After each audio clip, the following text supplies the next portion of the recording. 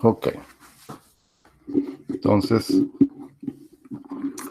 existen formas iterativas para resolver sistemas de ecuaciones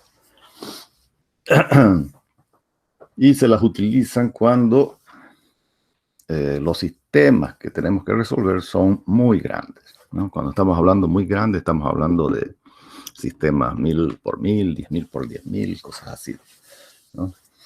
Entonces, ahí el error de redondeo puede ser un problema para los métodos directos.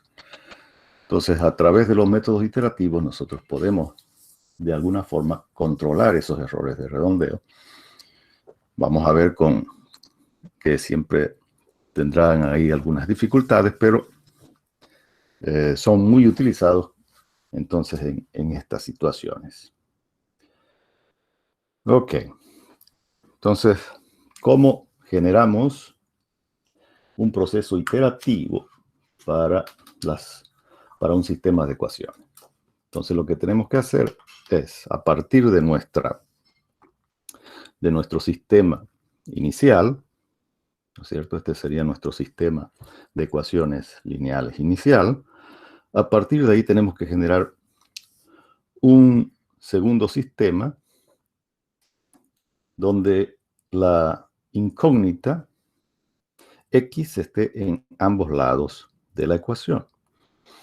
De manera que nosotros le podamos dar un valor inicial, ¿no es cierto? A x, por ejemplo, le pudiéramos dar 0, ¿no? A x. Y en la primera iteración, entonces, obtendríamos que b por 0 es 0 más c, 0, ¿no es cierto? Y ese valor, nuevamente, lo volvemos a sustituir en el lado derecho de la ecuación hasta que nosotros decidamos que la diferencia entre el valor de x que está a la izquierda y el valor de x que está a la derecha es suficientemente aproximado. Y ahí nos detendríamos. Ok. Entonces, básicamente de eso se trata, ¿no? Los métodos iterativos. ¿Cómo generar este sistema de ecuaciones 2 a partir del sistema de ecuaciones inicial, la ecuación 1 que hemos visto? Entonces, para llegar a este sistema 2, lo único que tenemos que hacer es ir despejando, ¿no? Ir despejando simplemente las incógnitas del lado izquierdo, ¿no? Por ejemplo, de la primera ecuación, nosotros pudiéramos despejar x1, ¿no? De manera que el coeficiente que está multiplicando a x1 pasa a dividir al otro lado y b1, que ya estaba en el lado derecho, a ver, vamos a darle la entrada. Entonces b1, que ya estaba al lado derecho, sigue con el signo que tiene y todos los otros coeficientes que están del lado izquierdo pasan al lado derecho, ¿no? Entonces ahí tendríamos el A12 por x2 menos A13 por x3, etc., ¿no? Hasta A1n por xn.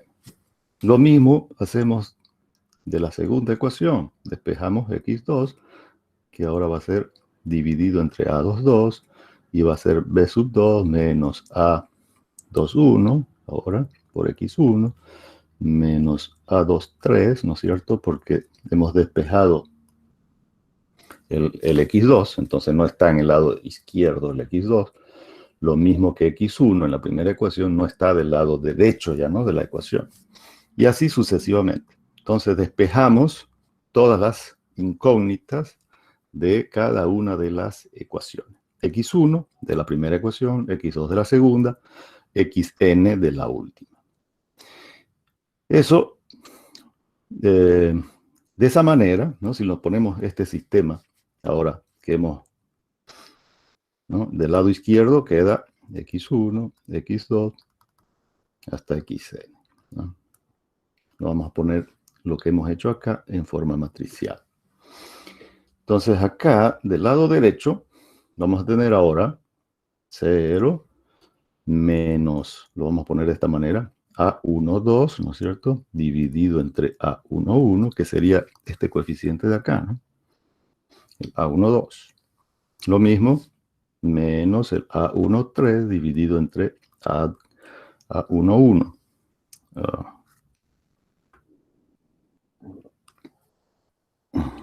Y así sucesivamente hasta llegar a menos A1n sobre A11.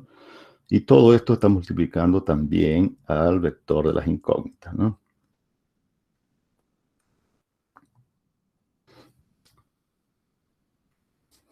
Más el término independiente que sería B, ¿no? B1 dividido entre A11.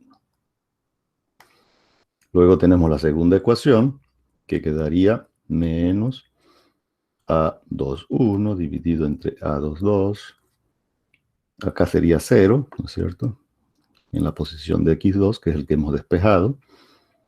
Después tendríamos el A23 dividido entre A22. Y así sucesivamente hasta llegar al último elemento, que sería el A2n dividido entre A22. Y acá sería el B2 dividido entre A22. Y así sucesivamente nos vamos hasta la última ecuación, que sería entonces el menos AN1 dividido entre ANN, menos AN2 dividido entre ANN, menos AN3 dividido entre ANN, y así llegamos hasta el penúltimo ahora, ya no es el último, va a ser el ANN menos 1 sobre ANN, y el último, que acá ya se me hizo muy difícil, pero vamos a tratar, el último ya sería el que está ahí, ¿no? 0, que es el que hemos despejado el XN. Y acá sería BN dividido entre ANN. Ok.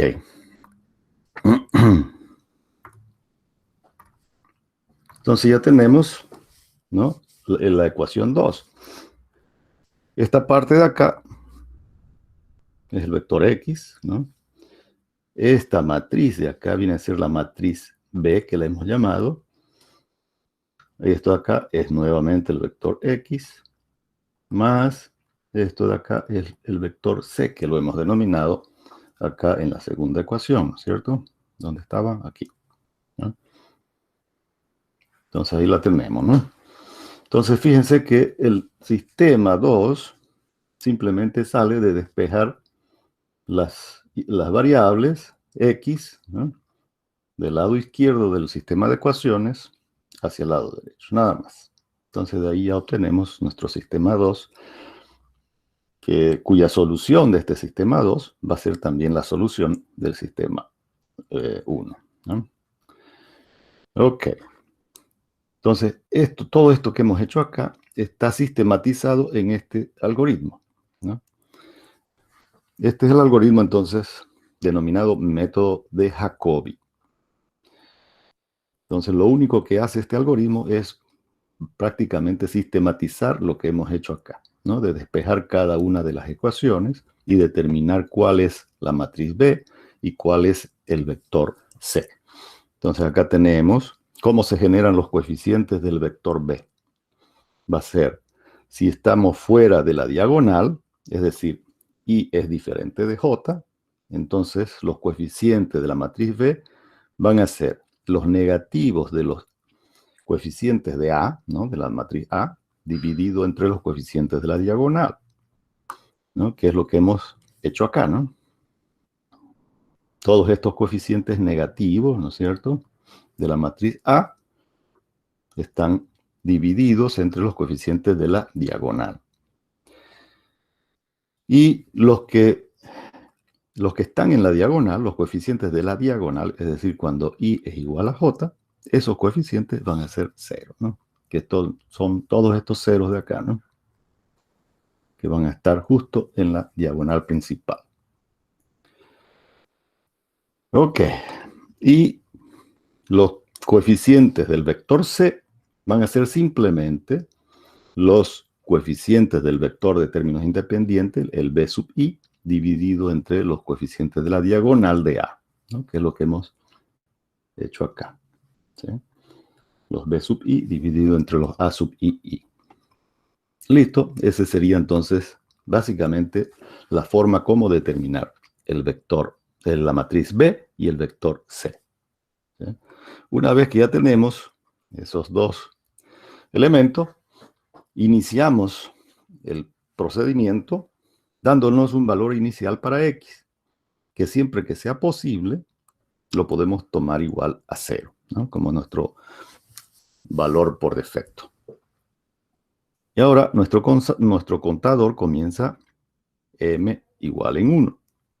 ¿Hasta dónde? Hasta que se satisfaga alguna condición de error que nosotros impongamos. Entonces hacemos ahora la sumatoria, ¿no?, del producto de los B sub ij por los xj, que es simplemente reemplazar, ¿no es cierto?, los valores de x inicial en el lado derecho de la ecuación y calcular los x del lado izquierdo. Que en el primer caso hemos dicho que los xj van a ser 0, ¿no? Entonces simplemente los x sub i van a ser c sub i para la primera iteración. En la segunda iteración, ahora ese c sub i viene y se incorpora en el valor de x, ¿no? Y se genera la segunda iteración y así sucesivamente. Ok, entonces el concepto es bien elemental, bien fácil de ver. Lo vamos a ver aquí en este primer ejemplo. Entonces tenemos nuestro sistema de ecuaciones, ¿no? Y despejamos cada uno de su correspondiente fila. Entonces x1 despejamos de la fila 1, que va a ser entonces 12 menos x2 y menos x3, ¿no? Si dividimos 12 dividido entre 10, va a ser 1,2, ¿no? Menos 1 dividido entre 10 va a ser menos 0,1 y menos 1 dividido entre 10 va a ser menos 0,1. ¿Sí? Entonces ahí ya tenemos nuestra primera fila, que aquí lo hemos puesto ya más simplificadamente, ¿no? La segunda fila va a ser ahora despejar x2 de la segunda ecuación, que va a ser también 12 menos, ahora va a ser menos x1 y menos x3 dividido entre 10. Lo mismo, ¿no? 12 dividido entre 10 va a ser 1,2 menos 1 dividido entre 10, 0,1 menos 1 dividido entre 10, menos 0,1. Y ahí tenemos entonces acá nuestra segunda ecuación. Y la tercera ecuación que nos va a dar exactamente lo mismo, ¿no? Solamente que varían acá las incógnitas que están acá, ¿no?, arriba. Entonces tenemos nuestra tercera ecuación. Ok. Entonces ahora vamos a comenzar la iteración. Entonces nos damos inicialmente para todas las incógnitas, nos damos el valor de 0, ¿no es cierto? Entonces el paso inicial es asumir 0 para todas nuestras incógnitas. Es decir, x1, 0, x2, 0, x3, 0.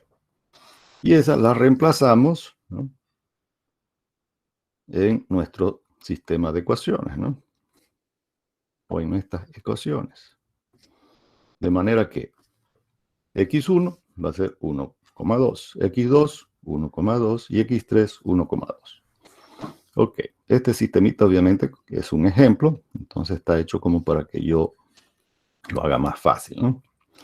Ok, la segunda iteración entonces es ahora reemplazar los valores de x1, x2 y x3 por los valores que tenemos recién obtenidos, ¿no? Entonces va a ser 1,2, ¿no?, 1,2, 1,2, 1,2 y 1,2. Y ahí hacemos operaciones. Entonces va a ser menos 0,1 por 1,2, menos 0,12. Menos 0,1 por 1,2, menos 0,12. Entonces son 2 veces menos 0,12, va a ser menos 0,24, más 1,2 nos da 0,96 0,96 y 0,96. Ok, ahora reemplazamos nuevamente ese valor, ¿no es cierto? De 0,96, 0,96 para todas estas ecuaciones. Entonces vamos a tener 0,96, 0,96.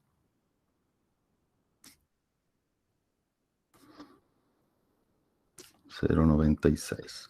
Y volvemos a calcular, ¿no? Multiplicamos todo eso y encontramos que nos da 1,008 para cada una de nuestras incógnitas.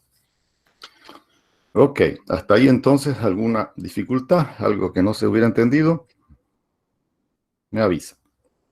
Cualquier cosa que ustedes no entiendan. Ok. Creo que está bien facilito, ¿no es cierto? Entonces este procedimiento continúa, ¿no? La siguiente iteración, ¿no? La iteración para m igual a 4 corresponderá entonces ahora a incorporar el valor de 1,008 a cada una de nuestras incógnitas y volver a hacer los cálculos para x1, x2 y x3 y vamos a obtener la siguiente aproximación. Ahora nos fijamos que este sistema se va a aproximar al valor de 1, ¿no es cierto? Que es la solución exacta para este sistema, ¿no? Ok, fíjense que entonces si nosotros sumamos, si le ponemos a cada uno de este sistemita el valor de 1, nos va a dar exactamente 12 del otro lado, ¿no? 10 más 2, 12, ¿no? Acá va a ser también 1, 1 y 1. Entonces va a ser 1 más 10 más 1, 12.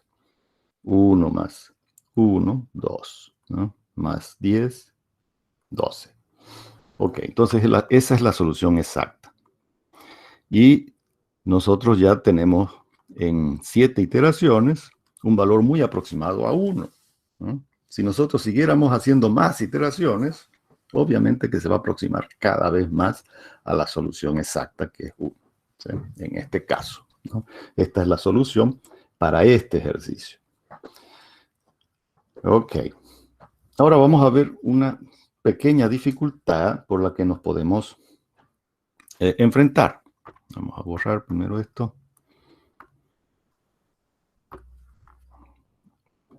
Ok, fíjense que este sistema, lo único que hemos hecho, lo voy a poner acá junto al otro, no se puede, vamos a achicar a ver.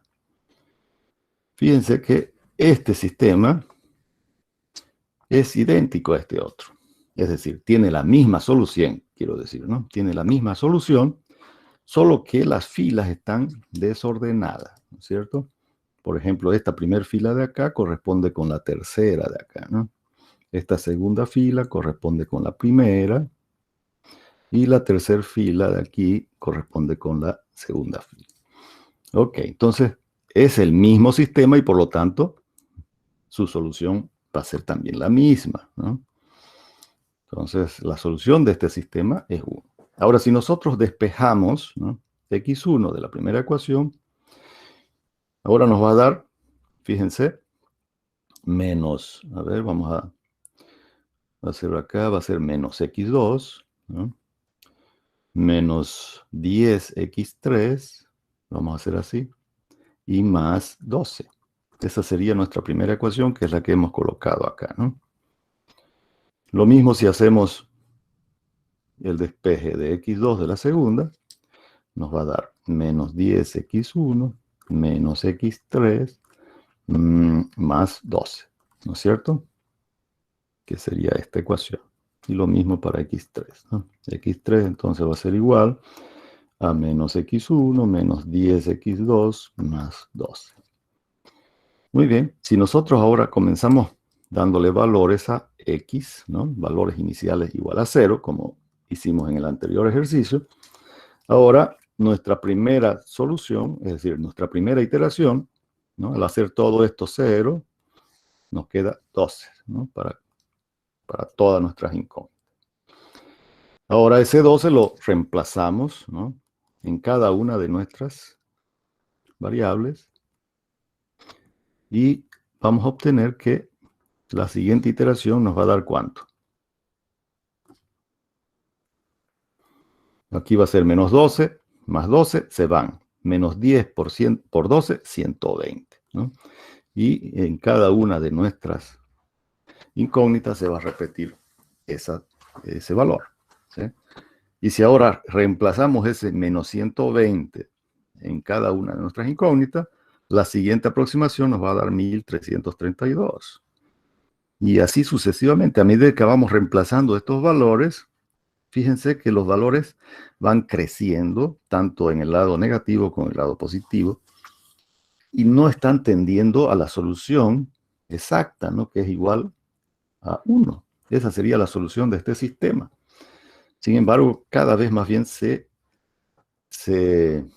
alejan de cualquier solución, ¿no es cierto? Es decir, este proceso iterativo se denomina divergente, ¿ya?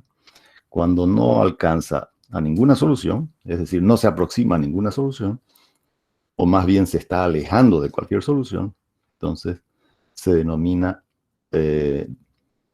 divergente, ¿no? El proceso iterativo es divergente. Cuando se aproxima a la solución, el proceso se denomina convergente, ¿no? Entonces estas iteraciones van a ser convergentes y estas de acá van a ser divergentes. Ok. Entonces, ¿qué pasó? ¿Por qué el mismo sistema, simplemente que no está en el mismo orden, ¿no? Las filas no están en el mismo orden, porque en este sistema del ejercicio 1 es convergente y en este segundo es divergente? ¿Cuál es la explicación? Ok, entonces lo vamos a ver de esta manera, ¿sí? En el ejercicio 1 vamos a observar que los mayores coeficientes de nuestro sistema, de la matriz de coeficientes A, están en la diagonal principal. Y nos fijamos que esos coeficientes, además, son mayores a la suma de los otros, ¿no es cierto? De cada una de las filas, ¿no es cierto? 10 es mayor a 2, ¿no? En la fila 1, lo mismo en la fila 2 y lo mismo en la fila 3. Entonces, esa es una característica propia de unas matrices que se denominan diagonalmente dominantes, ¿sí? Es muy característico en los problemas de ingeniería que nos aparezcan generalmente los coeficientes de la diagonal sean mayores o mucho mayores que los coeficientes que no están sobre la diagonal en cada fila que le corresponde. Entonces, vamos a definir ese tipo de matrices, ¿no?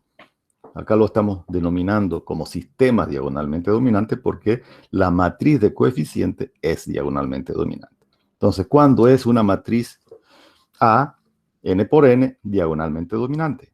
Cuando cada uno de los coeficientes de la diagonal, ¿no es cierto?, estos A sub i en valor absoluto, son mayores a la suma de los otros coeficientes, también en valor absoluto, ¿no?, de las filas correspondientes.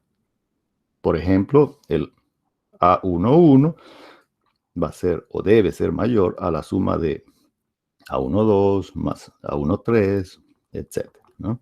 Lo mismo para A22 debe ser mayor a la suma de A21 más A23, etc.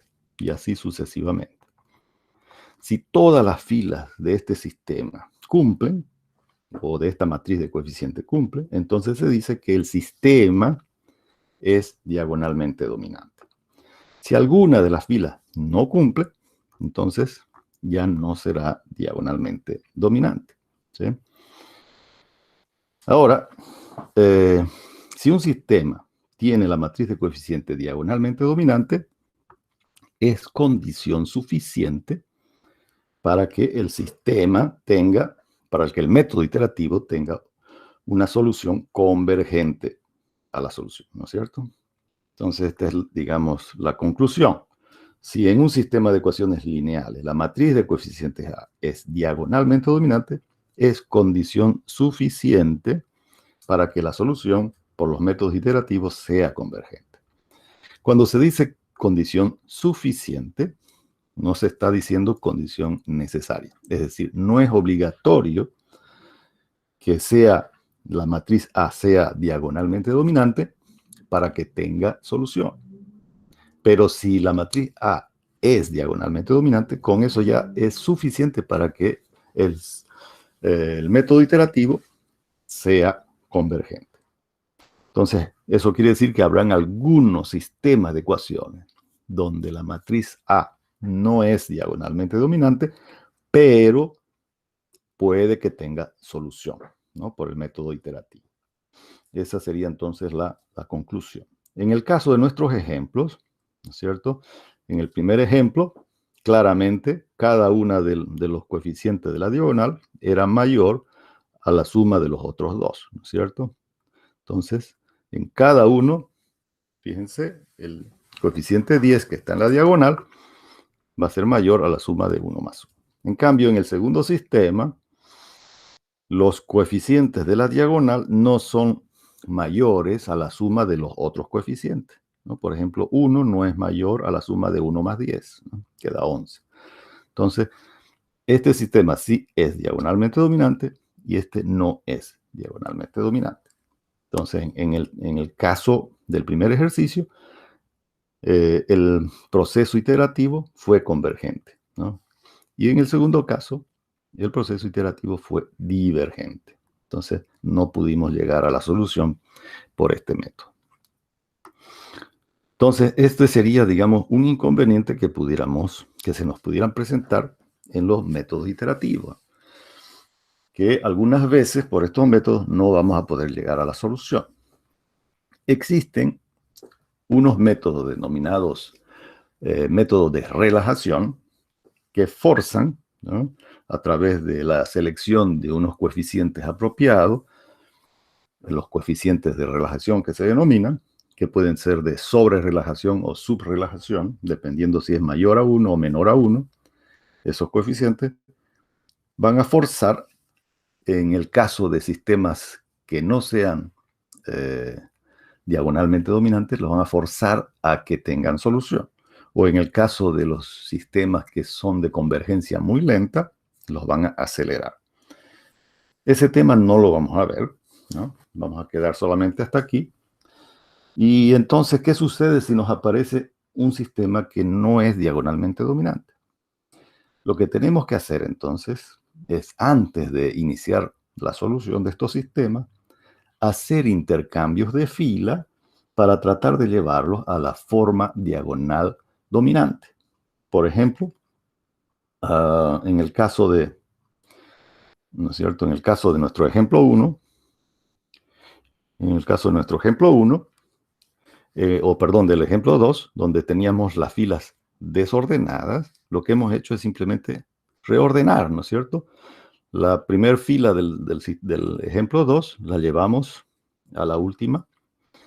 La segunda fila la llevamos a la posición de la primera fila y la tercera fila la llevamos a la posición de la segunda fila. Reordenando el sistema, vemos que ya ahora la matriz de coeficientes es diagonalmente dominante y por lo tanto estamos garantizando que el proceso iterativo va a ser convergente. Entonces, eso es lo que tenemos que hacer, ¿no? Siempre que nos encontremos con un sistema de ecuaciones donde la matriz de coeficientes A no es diagonalmente dominante, entonces, antes que nada, hacemos permutaciones de fila para llevarla a su forma diagonal dominante. ¿Sí? Ok. Existe un método, el método que hemos visto antes, el algoritmo que hemos visto, era el algoritmo o el método de Jacobi. Este método, ¿no?, con el cual resolvimos este ejercicio 1 y el 2, ¿no?, se nota que es de convergencia lenta, es decir, se aproxima a la solución lentamente, ¿no? ¿Por qué? Porque en cada iteración lo que hemos hecho ha sido reemplazar todas las incógnitas de la iteración correspondiente, ¿no?, para calcular la siguiente iteración. Entonces, el método de Gauss-Seidel lo que hace es, si ya yo calculé, por decir, Vamos a suponer que estamos en la primera iteración, ¿no? Donde todas son ceros acá, ¿no? 0, 0, 0. Ok, entonces calculo x1. Perdón, acá solamente vamos a cerrar solamente las, las incógnitas de la primera ecuación, ¿no? Entonces vamos a decir x1 va a ser 1,2, ¿no es cierto? Porque los otros coeficientes se hicieron 0. Ok, ¿qué tal si ahora este valor de x1 ya lo utilizo para calcular x2? Entonces, ¿dónde está x1 acá? Lo reemplazo por 1,2. Aquí x3 todavía sigue siendo 0, ¿no es cierto? Pero ya va a ser menos 0,1 por 1,2 más 1,2. De eso se trata entonces el algoritmo de Gauss-Seidel. Con el valor de x2 ya calculado, utilizo para introducirlo en la tercera ecuación donde aparece x1 y x2. Entonces, en este caso, lo que estamos haciendo es introducir cada valor recién calculado para calcular la siguiente incógnita, ¿sí? Y esto es lo que resume este algoritmo. El algoritmo básicamente para determinar la matriz B y el vector C es el mismo, ¿sí? Es lo mismo. De hecho, también nos damos como valor inicial el valor de x igual a 0. Y acá, para calcular las incógnitas, tenemos dos sumatorias ahora, no solamente una. Entonces, esta sumatoria de acá, donde tenemos acá, fíjense, aquí estaba equivocado y lo corregí, ¿no? El superíndice de XJ es M, el mismo que el que está del lado izquierdo de la ecuación. Eso quiere decir que estamos calculando, por ejemplo, ¿no es cierto? En el caso que estábamos ejemplificando. Si vamos a calcular x2, ¿no? Y ya hemos calculado x1, este valor es del paso anterior, ¿no es cierto? Perdón, es del mismo paso, ¿no? Porque vamos a calcular x2 para el mismo valor de m, ¿no? Si m es igual a 1 y vamos a calcular acá x2, estamos en el mismo paso. Entonces m vale lo mismo del lado izquierdo que del lado derecho. Y eso es lo que hemos colocado acá, ¿no? Y esto de acá serían los valores de xj del paso anterior, ¿no? Es decir, los coeficientes que todavía no hemos calculado y que vamos a reutilizar los valores del paso anterior. Entonces, esto básicamente es lo que hace la diferencia entre el método de Gauss-Seidel y el método de Jacobi. Ahora, para que esta ecuación tenga validez, tenemos que hacer una convención de sumatoria, ¿no? Aquí lo vamos a ver. ¿Dónde está la convención? Bueno, para el primer valor, por ejemplo, aquí me olvidé, creo, de colocar la convención de sumatoria, aunque ya la hemos introducido en en el método de Gauss hemos introducido esa convención de sumatoria, ¿no? Por ejemplo, si i fuese igual a 1, ¿no? Estamos calculando x1, vamos a tener entonces del paso 1, ¿no? Va a ser la sumatoria entonces de j igual a 1 hasta i menos 1, ¿no? I vale 1, menos 1, 0. Entonces, se convenciona que esa sumatoria, cuando el límite inferior es mayor al límite superior, la hacemos valer 0, ¿no? Y pasamos a la siguiente sumatoria, donde iría desde j igual a i más 1, en este caso 2, hasta n, ¿no? No sé, dependiendo de si nuestro sistema, qué dimensión tiene el sistema, ese va a ser el valor de m.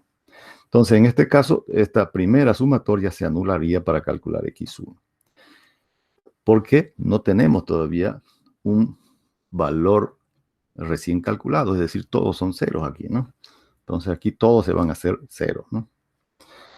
Ok, entonces esa es la salvedad para utilizar este método, ¿no? Entonces tendríamos que tener esa convención, ¿ya? Que la sumatoria ¿no? Vamos a ponerlo aquí, convención, ¿no? La sumatoria de un valor cualquiera, ¿no? Vamos a suponer que sea A sub J, digamos, ¿no? Donde J varía desde M hasta N, ¿no? Esa sumatoria va a ser igual a sub M más A sub M más 1, etcétera, hasta A sub N, siempre que el valor de N sea mayor o igual a M, ¿no? Y en el caso de que sea menor, ¿no? Valdrá entonces 0, ¿no? Si N es menor a M, entonces vale 0. Esa sería la convención para este método. Ok, este método, como dice aquí en esta observación, el método de Gauss-Seidel es más acelerado, obviamente, que el método de Jacobi, porque cada valor calculado ya se introduce para calcular la siguiente incógnita en la misma fila, ¿no? Entonces, eso hace que se acelere el procedimiento. Por ejemplo, vamos a calcular el mismo ejercicio, 1, pero ahora con el método de Gauss-Seidel. Entonces, era lo que les decía, ¿no es cierto? Una vez que calculamos x1, ¿no? Ese valor ahora, fíjense que acá hemos dado 0 y 0, ¿no es cierto? De manera que x1 vale 1,2. Ahora, ese valor lo colocamos en x1 para calcular x2, ¿no? Ahora, vamos a calcular x2. x3 sigue siendo 0 todavía, ¿no? Entonces va a ser menos 0,1 por 1,2 más 1,2. Y eso nos da 1,08. Perfecto. Ahora, estos dos valores, ¿no? Se vienen a la tercera ecuación para calcular x3, ¿no? Y reemplazamos entonces x1 por 1,2 y x2 por 1,08. Haciendo operaciones nos va a dar 0,972. Y fíjense como en la misma fila, ¿no? El valor de x ya se está aproximando al valor de la solución exacta, que es 1. Es decir, ya en la misma fila ya hay una mejora del proceso iterativo. Ok, y así nuevamente cuando vamos a calcular x1, vamos a colocar entonces, ¿no? Para la m igual a 2, ¿no? Colocamos entonces los valores, los últimos valores calculados para x2 y para x3, que serían estos dos, ¿no? Entonces con esos dos valores calculamos el valor de x1 en el paso 2. Luego, para calcular x2, vamos a calcular también los últimos valores de x1 calculados, recién calculados, ¿no? En este caso, lo vamos a introducir el valor de x1 recién calculado y el valor de x3, el que teníamos antes todavía, porque no tenemos un nuevo valor, ¿no es cierto? Entonces volvemos a introducir ese valor de x3 y calculamos el valor de x2. Ahora, para calcular para x3, nuevamente introducimos el último valor de x1 calculado y el último valor de x2 calculado. Y con eso calculamos x3. Y así sucesivamente, ¿no? Entonces, fíjense que acá con 7 iteraciones llegamos ya se desbordó mi calculadora, ¿no es cierto?, que maneja una cantidad de dígitos fijo. Entonces, a partir de la séptima iteración ya se va a repetir 1, 1, 1 para x1, x2 y x3. Ya no puede mejorar esa aproximación. Y ya es prácticamente la solución exacta. Entonces, en 7 iteraciones ya se desbordó la exactitud de la máquina, en cuanto que acá todavía no, ¿no? En la séptima iteración todavía pudiéramos continuar generando más iteraciones, ¿no? En cambio, por el método de Jacobi, ya digamos que nos dio la solución exacta en 7 iteraciones. Ok, jóvenes. ¿Alguna cosa que no se hubiera entendido? ¿Algo que hubiera quedado un poco obscuro? A ver, quiero escuchar sus comentarios. ¿Qué me dicen?